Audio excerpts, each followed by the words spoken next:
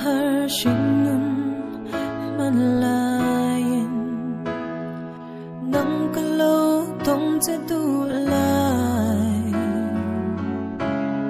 nang nen chuan khoi mu na po suy lung kan ra nun nin cho min tiama thing mi ta em chung in he thu hi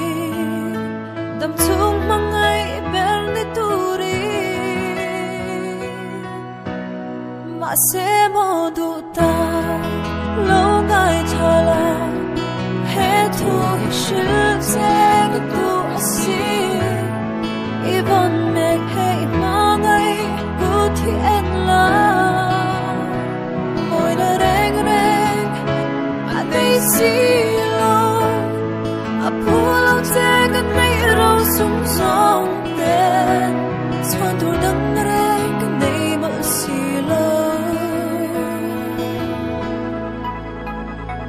ma se ka pa ngai na vang se hian mo nun na chat po ka wa ma sin o du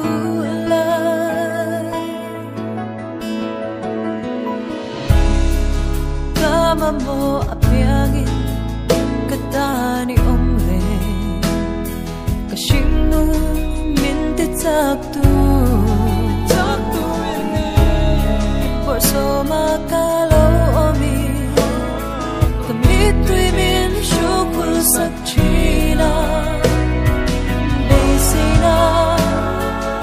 ingkan nunit di kata mangaina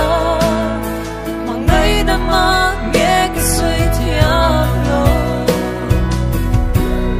mase mo du ta lo ngai thala he tu he shil te tu asi ibon me he mangai ku ti en la moi na reng reng a dei si lo a pulo te kan nei ro sum song te swan tu lang reng kan nei ma si lo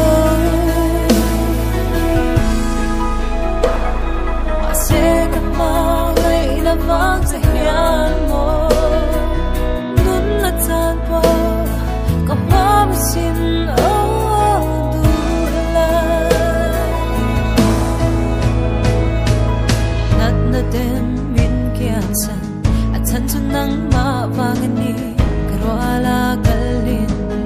aku tin min chal chi thin lung nei tu di sak ming thar min pe ka kho har phalava sui tu ka ta ni lu be ma se mo du ta lo ngai khala he tu he shil te tu asi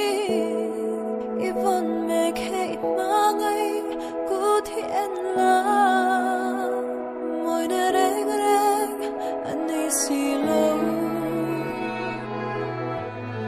ma se mo du ta